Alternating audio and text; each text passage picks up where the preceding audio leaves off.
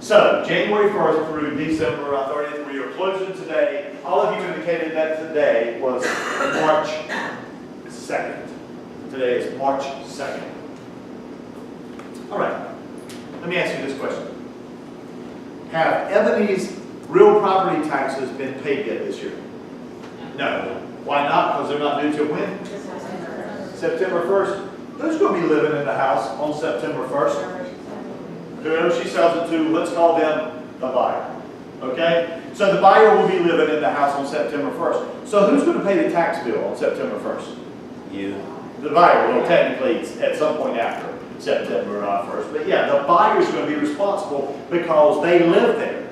And if the buyer doesn't pay it, it's going to constitute a lien against the buyer's property.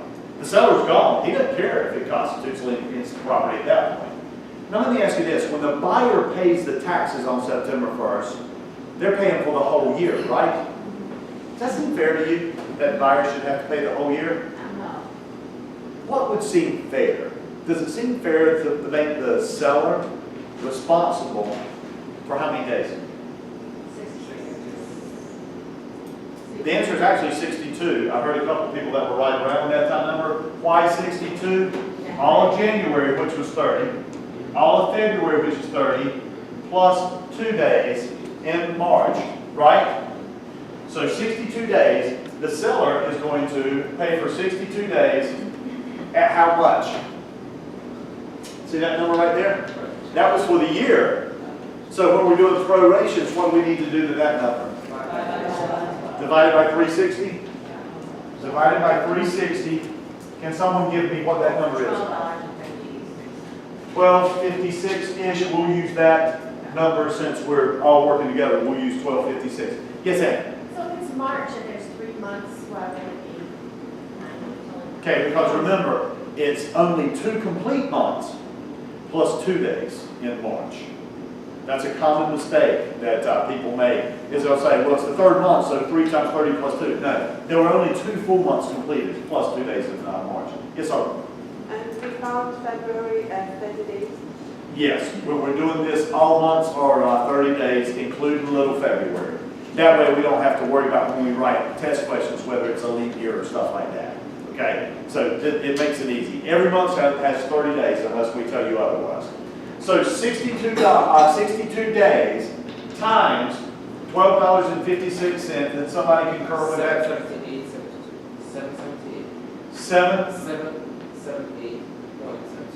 72? Yeah.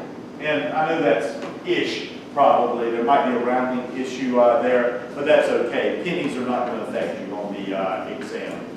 Now, does everybody understand that that's what it costs for those 62 days? Now, at the closing table, we don't exchange dollar bills.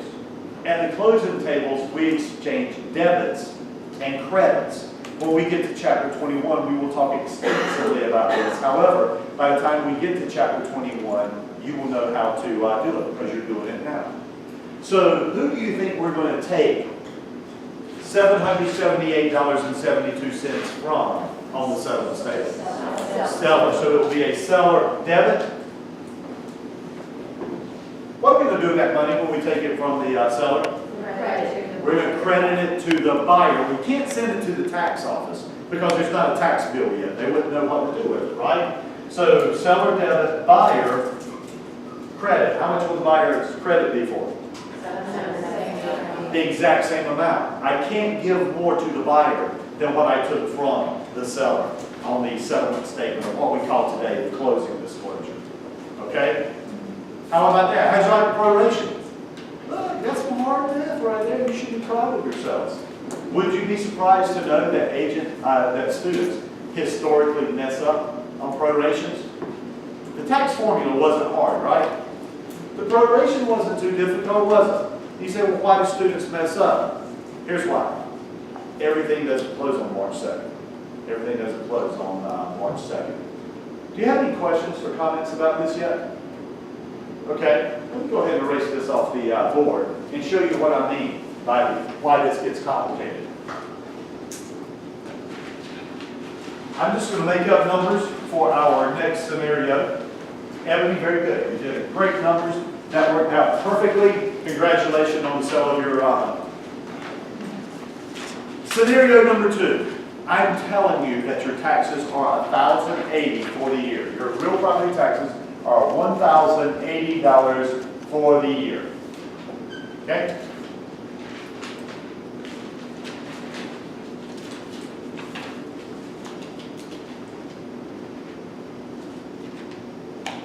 The closing is taking place on October 28th. Again, I'm just making these numbers up. Okay?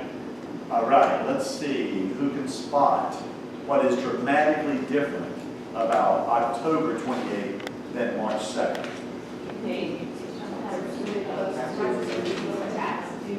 Yeah, the tax date has already passed. September 1st was when the taxes were due. If I were to ask you this question on the exam, I have to tell you, the test question has to tell you whether the taxes have been paid or not. To know how to solve this, you have to know whether the taxes have been paid or not. Did you notice in March, I didn't even tell you whether the taxes have been paid or not. Do you know why? They could not have been paid. You are to assume that they were not paid. All right, this is me telling you these taxes have been paid. On the test, how will you know that the taxes have been paid? We have to tell you. We have no choice but to tell you in this particular problem. Okay? So here it is. We're closing on October 28th. I don't know why, but the seller went ahead and paid the taxes. And so now, what's going to make it fair at the closing table? Because when the seller paid the taxes, they paid for the whole year, didn't they? Okay? That doesn't seem fair. Where are you going, Emily? So then you have to prorate the remainder of the year and get it prior and credit. Okay? So what you're suggesting is we're going to prorate, and if we take the 1,080 for the year, what's the first thing we're going to do? Divided by 360, $3 per day, and then, Ebony, as long as you're on a roll, tell me how many days? How many days? It'd be 62 days. It's 62. That is a fantastic answer right there. Why 62? It was all of December, all of November, and then the last 2 days in October.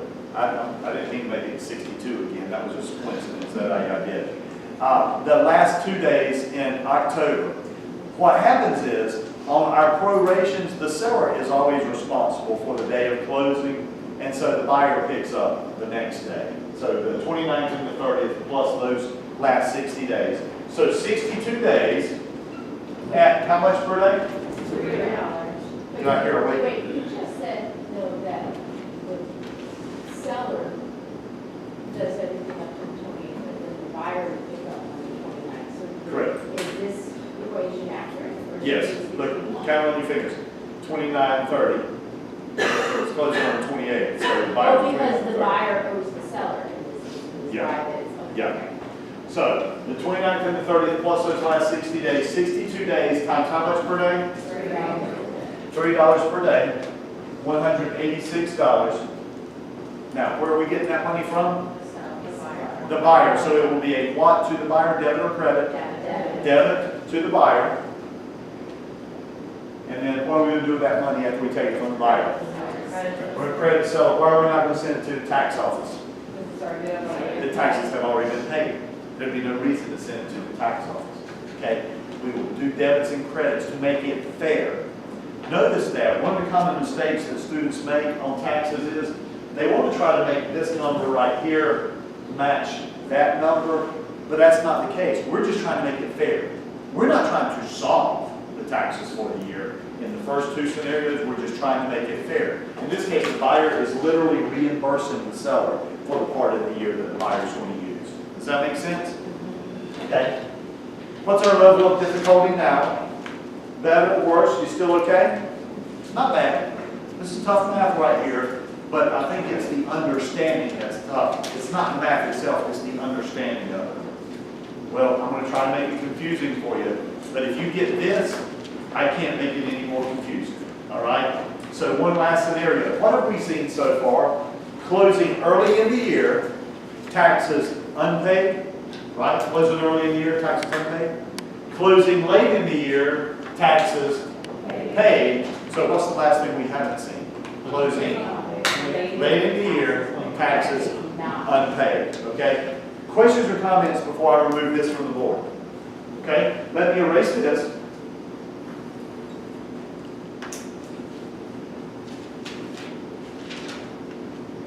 We have a closing taking place on 11/11.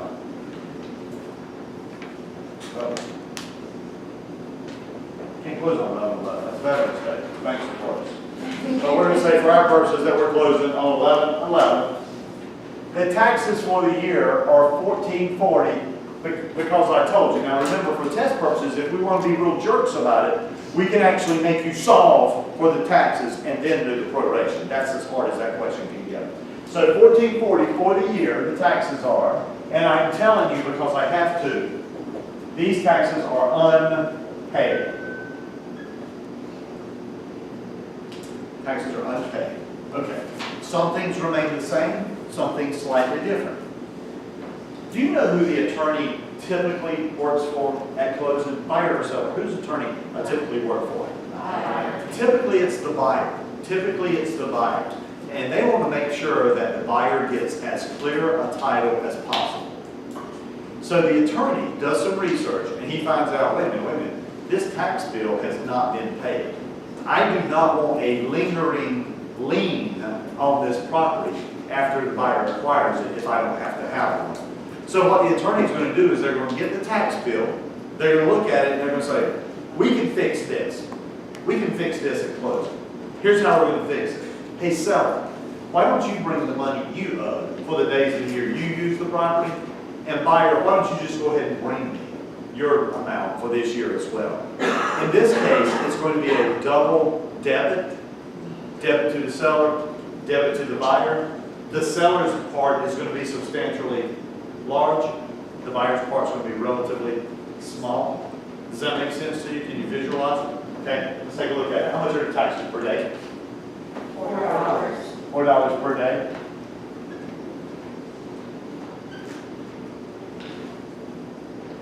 I'm going to give you a hint right here. You don't have to do this, but I would highly recommend that you figure out the buyer's portion first.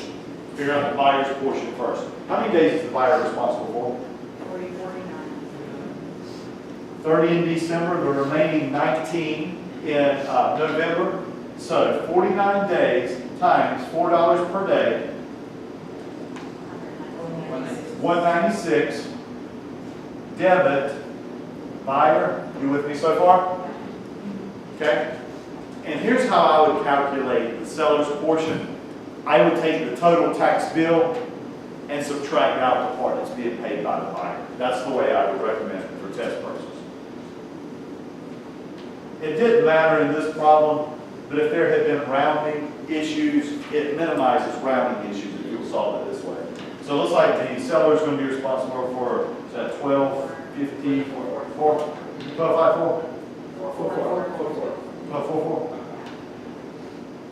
1244, debit, seller, buyer, you bring 196 extra to closing, seller, you bring, or actually they just hold part of his revenue.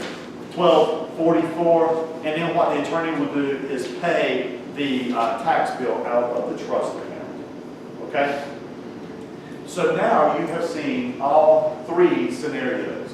That's the worst case scenario. That you remember we started with the tax formula. Assessed value divided by 100 equals tax rate. And I said you will not get that question on the exam. You will absolutely get this question on the exam. It'll be part of what we call a mini MINI closing statement. And you don't know which scenario. Will it be 1, 2, or 3, so you have to know all three of them. Go ahead, Andy. Does the new buyer have to then pay the penalties because they were late, the owners? No. Remember, they wouldn't be late until the following year. Okay, so there will be no penalties here. And just so you know, if the seller was carrying over any late taxes or late penalties, those are not prorated. Those are completely the responsibility of the seller. Okay? Good. Questions or comments? Yes, Jim? So on the example, when the credit that you don't deal in cash, it's debits and credits. So like if the buyer gets a credit, it can go towards their escrow in their mortgage to pay. Well, what happens, and don't worry about this right now because it'll come up in chapter 21, but the way I'll describe a credit to the buyer is anything that reduces the amount of cash he has to bring to closing. Okay? And a debit to the buyer is just something he has to pay for at closing. Right. To the seller, now remember, the seller has a pool of funds because he starts off with the sale price and you either add to it or deduct from that. Okay, so you'll get to see that in chapter 21, and it's really, as long as you can keep it organized, it's actually a really interesting problem to watch. And agents are responsible for this to make sure it's accurate on the settlement statement, and that's why we go over it in class. Great question. You'll get to see it a little bit later when the rest of it comes up. All right, feel good about that? Okay, let's go ahead. You can cut the video off for just a second.